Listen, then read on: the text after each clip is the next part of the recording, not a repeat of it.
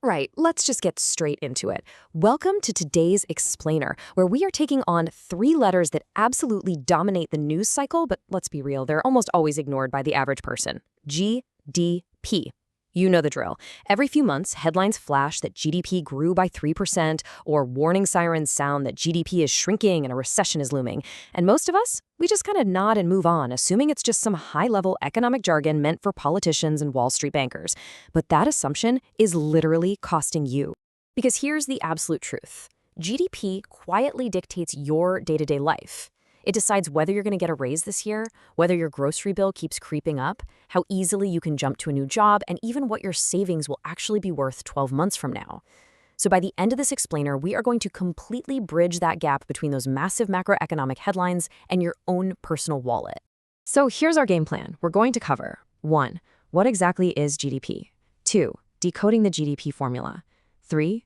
The real versus nominal illusion. 4. Why GDP per capita matters most. 5. How GDP impacts your life. And finally, 6. How to use GDP to your advantage. Okay, Section 1. What exactly is GDP? GDP stands for Gross Domestic Product. And simply put, it is the total value of absolutely everything a country produces in a given year. If it was made, delivered, or built, it counts.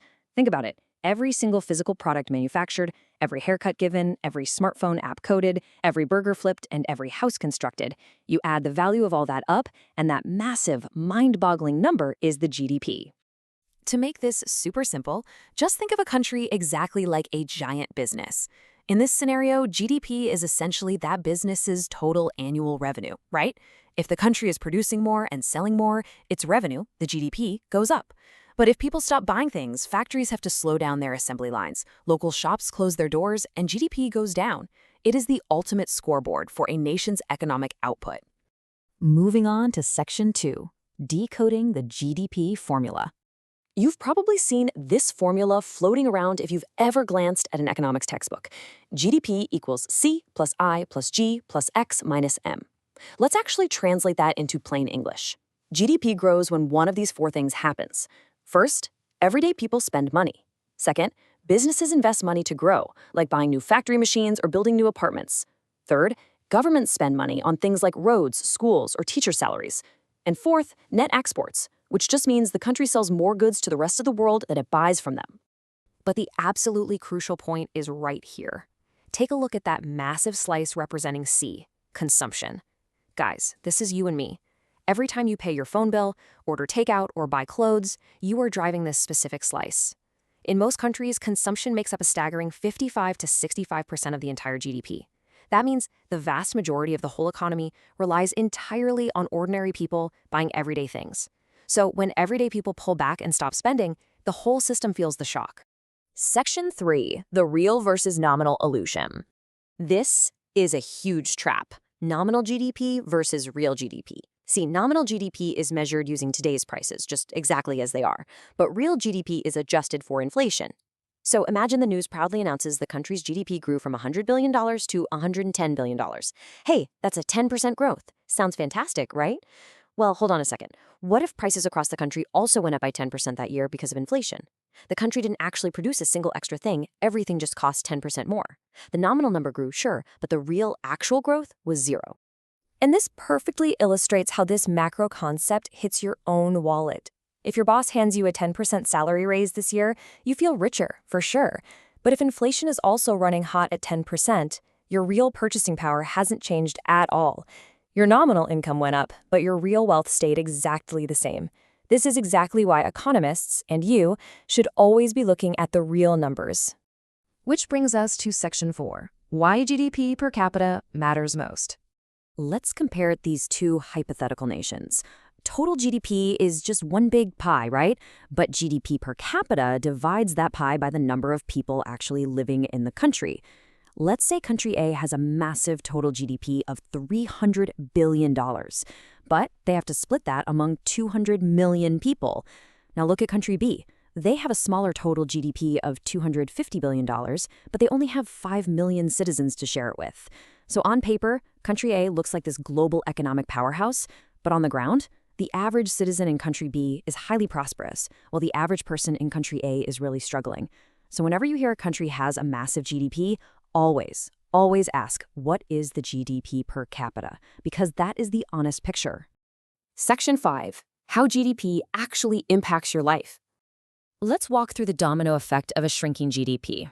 When GDP goes down, it simply means businesses aren't selling as much. To survive, step 2 kicks in. Companies have to start cutting costs. They freeze hiring, they scrap their expansion plans, and inevitably that leads right to step 3, layoffs and rising unemployment.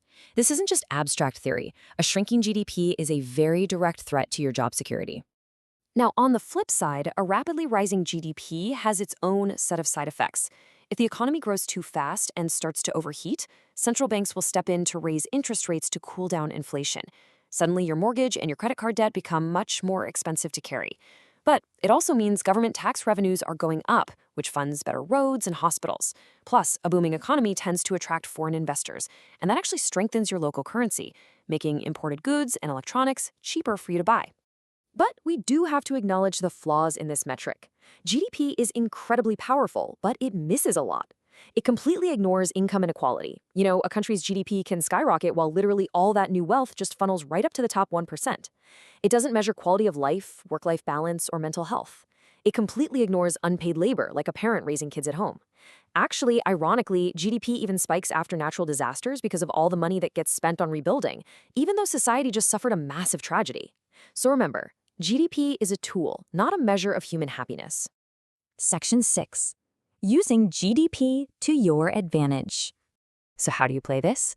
If you're an employee and you see GDP shrinking for 2 quarters in a row, which, by the way, is the technical signal for a recession, that is your cue to batten down the hatches, build your savings, and secure your job, not to go out and take massive risks. If you're an investor, an expanding GDP historically supports the stock market as corporate profits grow, while a shrinking GDP is exactly the time you want to be hunting for undervalued opportunities. And for the entrepreneurs watching, a growing GDP means consumers have money burning a hole in their pocket, so it's time to scale. But if GDP contracts, you must instantly pivot to efficiency and focus on selling the bare essentials that people absolutely need. I love this thought, and I think it perfectly summarizes our explainer today. Understanding GDP isn't about memorizing a textbook definition. It is about reading the direction the entire economy is moving and positioning yourself ahead of it instead of being caught completely off guard when the wave hits.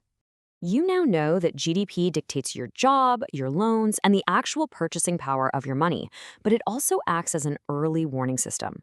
So I'll leave you with this final question. Are you actively positioning yourself ahead of the economy, or are you about to be caught completely off guard by the next wave of inflation?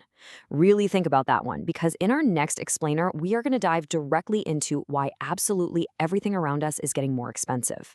See you then.